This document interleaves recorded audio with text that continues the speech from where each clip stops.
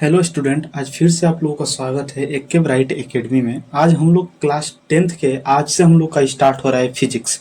इसके ठीक पीछे हम लोग पूरे अपने 10th क्लास के बायोलॉजी को पूरा अच्छा तरीका से द एंड कर दिए हैं, समझते हुए और करते हुए हर एक क्वेश्चन को।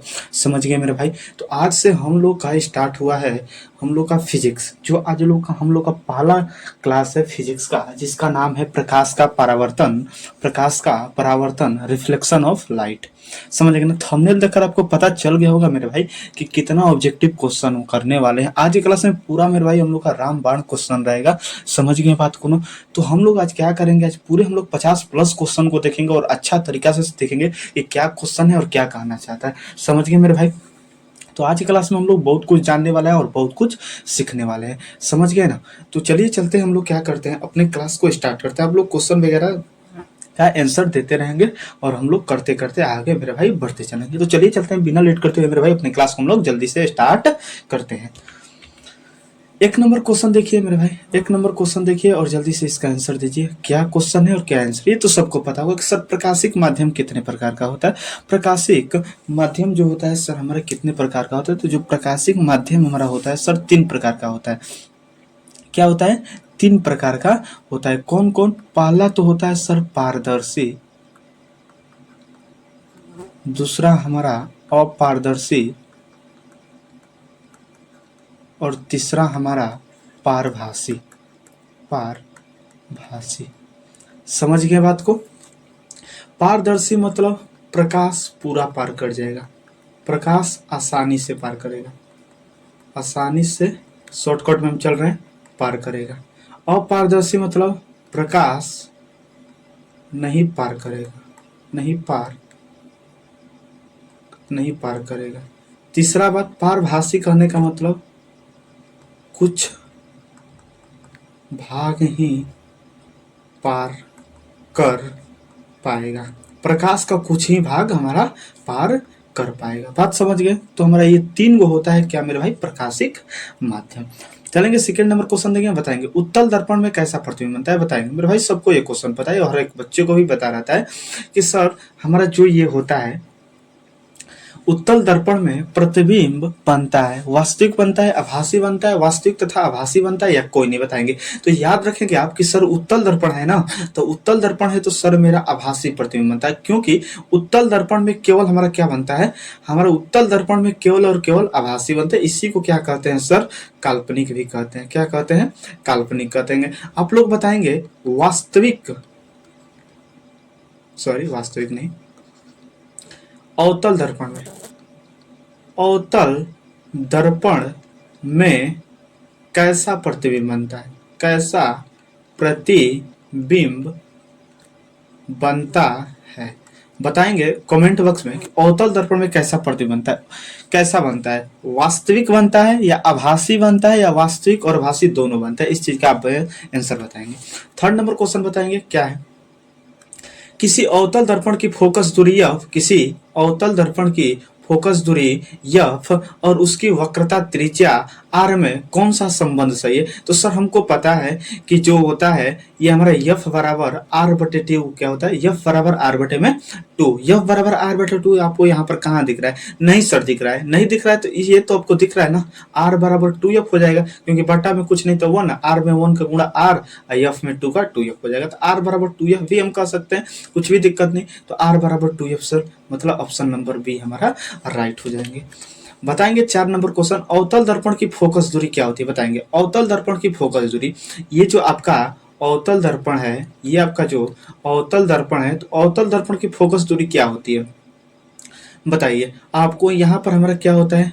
P होता है, और यहाँ पर बोले तो F होता है, और यहाँ पर C। आपको पता है कि जब प्रकाश की किरण मुख्य अक्ष के समांतर आती है, मुख्य अक्ष के समांतर आती है, तो कहाँ से जाती है? होते हुए मुख्य फोकस ले जाती है। कहाँ से जाती है? मुख्य फोकस।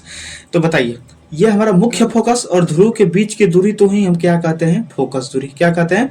फोकस दूरी। तो यह फोकस दूरी जो हुई हमारा धनात्मक होगी कि ऋणात्मक होगी? तो अब एक चीज बताइए, हम सभी दूरियां क्या मापते हैं?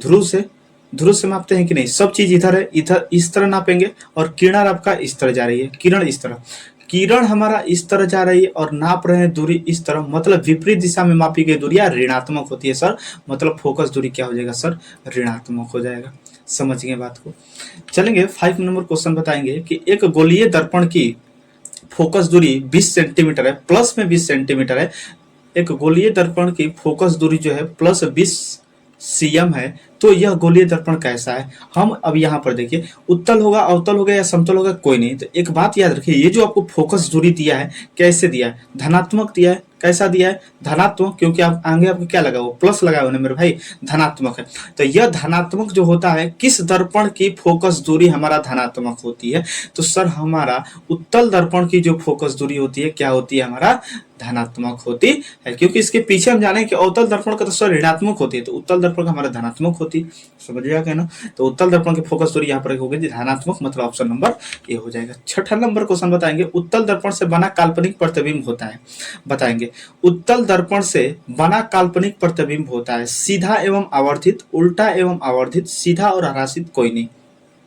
तो याद रखेंगे एक बात को, एक बात आप याद रखेंगे हमेशा कि जो उत्तल दर्पण होता है, अगर उत्तल दर्पण में हम प्रतिबिंब का बात करें, प्रतिबिंब का, तो हमेशा आप याद रखेंगे कि इसमें कैसा बनता है, काल्पनिक। और उत्तल दर्पण है तो हमेशा सीधा बनेगा, और उत्तल दर्पण है तो हमेशा क्या बनेगा मेरे भाई, छोटा ही प्रतिबिंब बनेगा। उत्तल दर्पण में हमेशा और हमेशा हमारा छोटा प्रतिबिंब ही बनता है, इस बात को आप याद रखेंगे। समझ गए ना। छोटा को आपको हरासित भी कहता है, क्या कहता है, हरासित। समझ आएगा ना। और बड़ा को कहते हैं आवर्धित, आवर्धित मतलब बड़ा। तो क्वेश्चन देखिए और मारिए आंसर। उत्तल दर्पण से बना काल्पनिक प्रतिबिंब होता है, तो काल्पनिक प्रतिबिंब तो उत्तल दर्पण बनता है, कैसा बनता है, सीधा और छोटा, सीधा और छोटा। देख लीजिए सीधा और छोटा कहाँ है, ऑप्शन नंबर सी आपको दिख रहा है, सीधा और हरासित। हरासित मतलब होता है सर छोटा होता है, मतलब सीधा एवं हरासित। समझ के बात अच्छा तरीके से मेरे भाई। तो उत्तल दर्पण में याद रखना है आपको कि काल्पनिक बनता है, सीधा बनता है और छोटा। हमेशा उत्तल दर्पण में सीधा ही बनेगा और हमेशा उत्तल दर्पण में हमारा छोटा ही बनेगा, कभी भी बड़ा और उल्टा प्रतिबिंब बन ही नहीं सकता है मेरे भाई। समझ के बात। 7 नंबर क्वेश्चन बताएंगे कि अवतल दर्पण के सामने वस्तु को कहाँ रखा जाए ताकि प्रतिबिंब उल्टा, वास्तविक तथा समान आकार का बने। आपको यह कह रहा है, आपको पता होगा कि सर ये हमारा जो उत्तल दर्पण होता है, उत्तल दर्पण जो होता है ये हमारा क्या होता है, पी होता है। तो अवतल दर्पण के सामने वस्तु को कहाँ रखा जाए ताकि प्रतिबिंब उल्टा, वास्तविक और सीधा। आपको पता है कि यहाँ पर एक हमारा मुख्य फोकस और यहाँ पर हमारा सी होता है।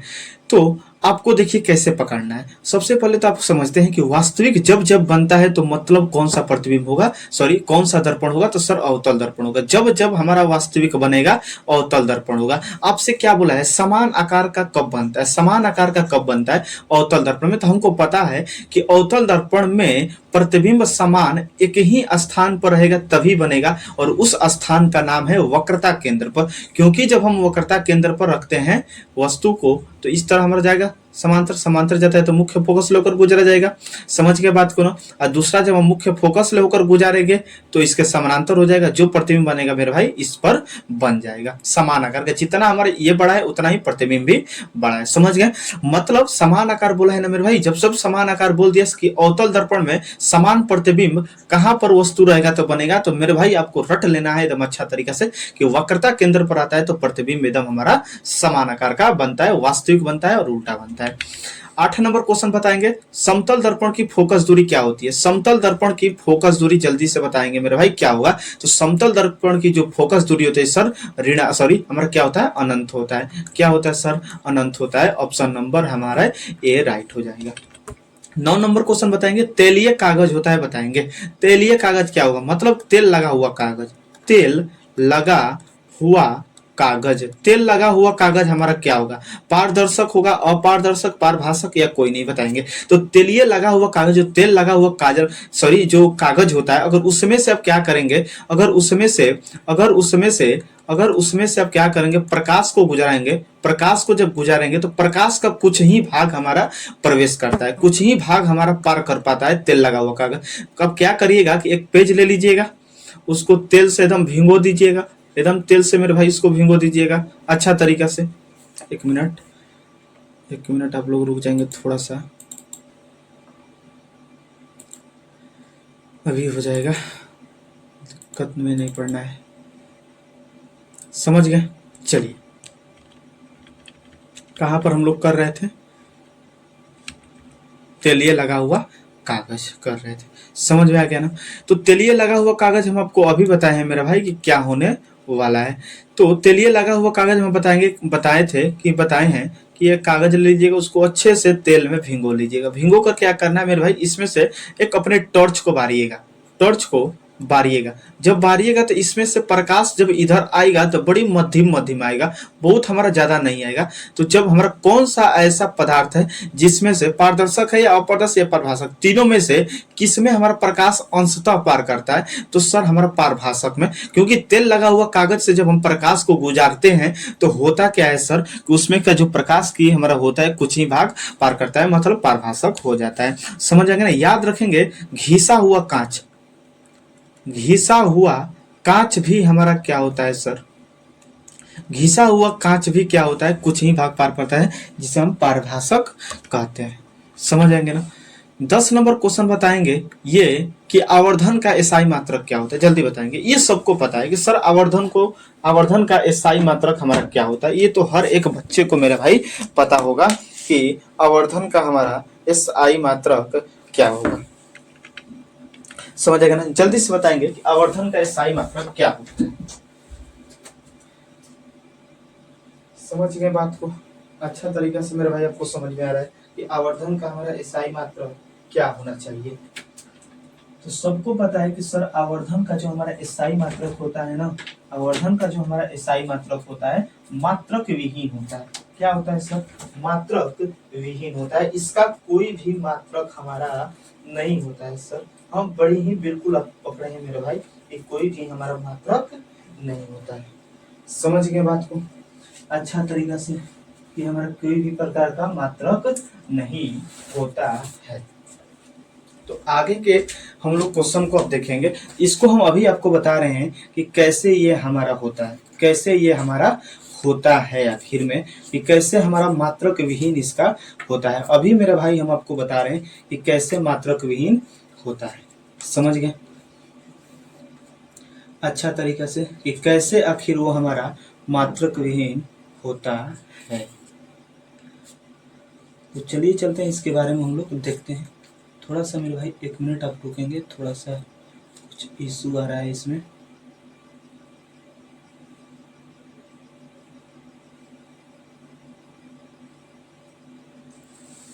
एक मिनट आप थोड़ा सा रुकेंगे, इसमें कुछ इशू आ रहा है आपके सिस्टम में।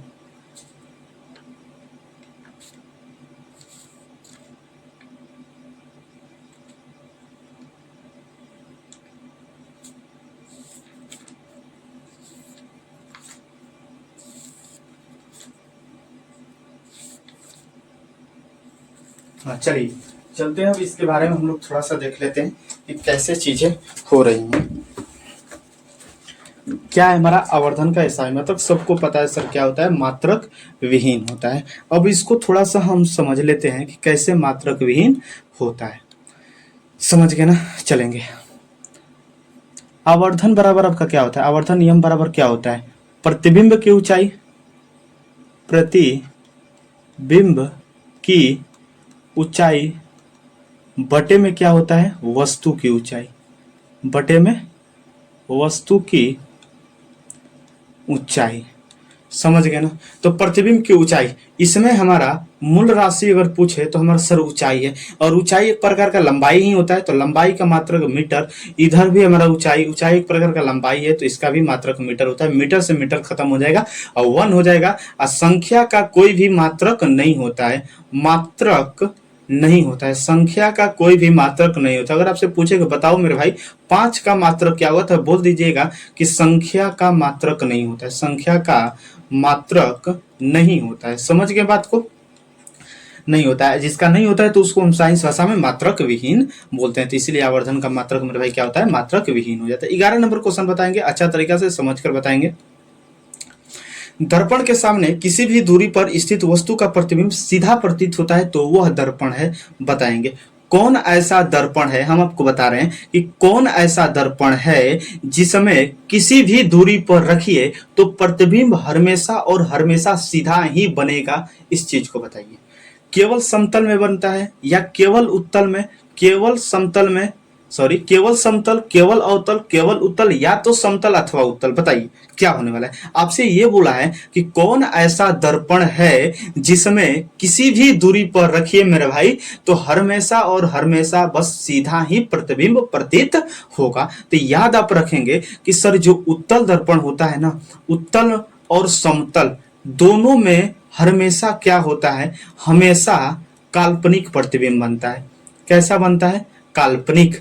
जब जब काल्पनिक प्रतिबिंब बनता है सर तो हमेशा सीधा भी प्रतिबिंब बनता है। आपको पता है कि उत्तल और समतल में हमेशा कैसा प्रतिबिंब बनता है, काल्पनिक बनता है। काल्पनिक के अलावा कुछ बन ही नहीं सकता है। जब जब काल्पनिक प्रतिबिंब बनता है सर तो सीधा प्रतिबिंब बनता ही है। मतलब उत्तल और समतल दोनों में या तो समतल अथवा उत्तल सर, मतलब ऑप्शन नंबर डी हमारा राइट है। 12 नंबर क्वेश्चन बताएंगे कि उत्तल दर्पण के सामने एक वस्तु को कहां रखा जाए जिसकी प्रतिबिंब की प्रकृति, सॉरी उत्तल दर्पण के सामने एक वस्तु को रखा गया है जिसकी प्रतिबिंब की प्रकृति कैसी होगी, बताएंगे। उत्तल दर्पण के सामने एक वस्तु को हम रख दिए हैं तो उसका प्रतिबिंब आपको कैसा बनता हुआ दिखाई देगा। तो आप बोलेंगे सर कि ये भी क्वेश्चन है, मेरे भाई वही क्वेश्चन है जो आप सुन रहे हैं। उत्तल दर्पण जो है, उत्तल दर्पण में जब जब हमारा प्रतिबिंब बनता है, उत्तल दर्पण में हमेशा जब प्रतिबिंब बनता है तो केवल और केवल मेरा भाई कैसा बनता है, काल्पनिक प्रतिबिंब भी बनता है। समझ के बात करूं तो उत्तल दर्पण के हमारा कैसा प्रतिबिंब बनता है सर, काल्पनिक प्रतिबिंब बनता है। समझ गए बात को। चलेंगे 13 नंबर क्वेश्चन देखेंगे। फोकस दूरी 20 सेंटीमीटर वाले अवतल दर्पण की वक्रता त्रिज्या क्या होगी। देखिए फोकस दूरी मतलब क्या दे दिया, स्मॉल ऑफ का कितना दिया है, 20 cm दिया है। तो क्या पूछा है, अवतल दर्पण की वक्रता त्रिज्या r पूछिए, वक्रता त्रिज्या r पूछिए। तो आपको पता है वट, तो आपको पता है कि f बराबर सर क्या होता है r/2। f का वैल्यू हमें 20 दिया है, r/2। तो यहाँ से जब हम तिरछी गुणा करेंगे तो r में 1 का गुणा r, अब 20 में 2 का सर 40 cm हमारा हो जाएगा। मतलब ऑप्शन नंबर सी हमारा क्या हो जाने वाला है सर, राइट हो जाने वाला है। समझ गए। 14 नंबर क्वेश्चन बताएंगे। उत्तल दर्पण में आवर्धन का महत्तम मान कितना होता है। उत्तल दर्पण में आवर्धन का महत्तम मान सर कितना होता है। तो एक बात को याद रखेंगे कि उत्तल दर्पण का यहाँ पर एक चीज हम लिख रहे हैं कि उत्तल दर्पण का महत्तम मान 1 से छोटा होता है। क्या होता है, 1 से छोटा होता है। इस बात को आप याद रखेंगे, कैसा होता है, 1 से छोटा। तो देखिए इसमें से हमारा 1 से छोटा कौन है, ये तो सर नहीं होगा, ये भी नहीं होगा, 1 के बराबर नहीं होगा मेरे भाई, कभी भी 1 से होगा छोटा होगा।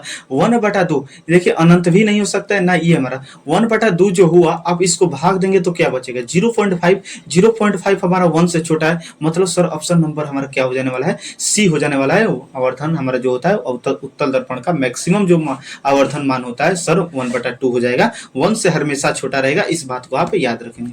15 नंबर क्वेश्चन बताएंगे कि किसी वस्तु का अवतल दर्पण द्वारा बना प्रतिबिंब, किसी वस्तु का अवतल दर्पण द्वारा बना प्रतिबिंब आभासी सीधा तथा वस्तु से बड़ा पाया गया तो वस्तु की स्थिति कहाँ होना चाहिए। आपसे कहने का मतलब है कि अवतल दर्पण में वस्तु को कहाँ पर रखा जाएगा ताकि हमारा प्रतिबिंब कैसा बने सर, प्रतिबिंब आभासी सीधा तथा वस्तु से बड़ा बना चाहिए। तो आप याद रखेंगे कि जो अवतल दर्पण में एक केस होता है हमारा, एक केस होता है जो होता है हमारा जब वस्तु कहाँ कहाँ पर रहेगी तो प्रतिबिंब आभासी सीधा और वस्तु से बड़ा होगा। अब यहाँ पर ये मत सोचिएगा कि सर आभासी सीधा आया है मतलब आभासी सीधा तो हमारा केवल और केवल उत्तल में ही बनता है, ऐसा बात नहीं है। हमारा अवतल में भी हमारा आभासी प्रतिबिंब बनता है, बस एगो केस में बनता है। इस बात को आप याद रखेंगे। और उस स्थान का कौन सा स्थान है कि जहां पर हमारा आभासी सीधा और वस्तु से बड़ा पाया गया, तो याद रखेंगे वक्रता केंद्र के बाहर ये नहीं होगा। मुख्य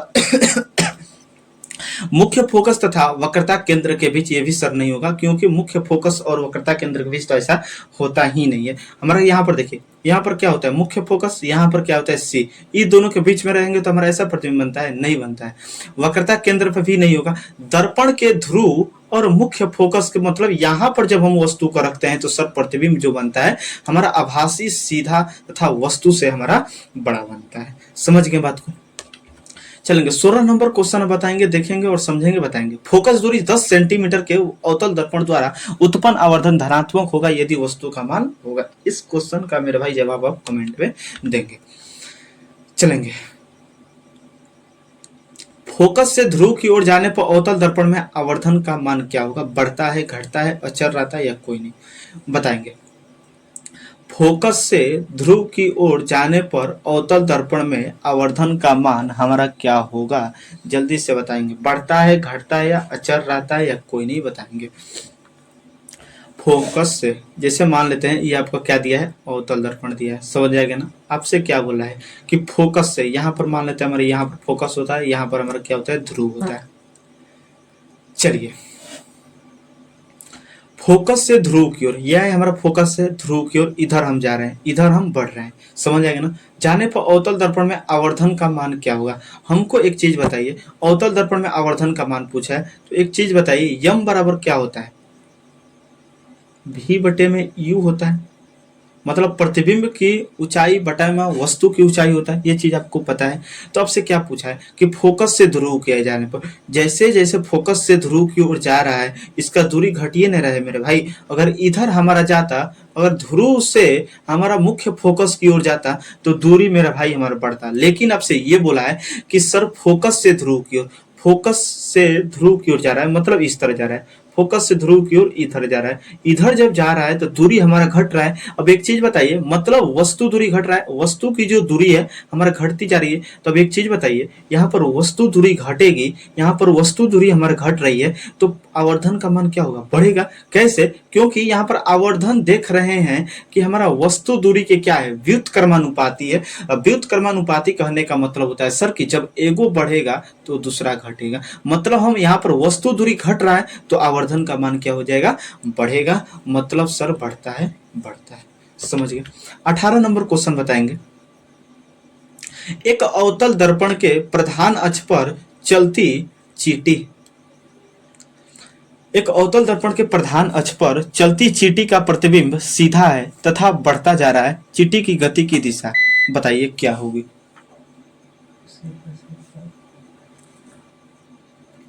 समझ आएगा ना, क्या होगी इसको बताइए आप। चलिए समझिएगा, यहाँ पर जैसे कहने का मतलब, रुक जाइए 1 मिनट,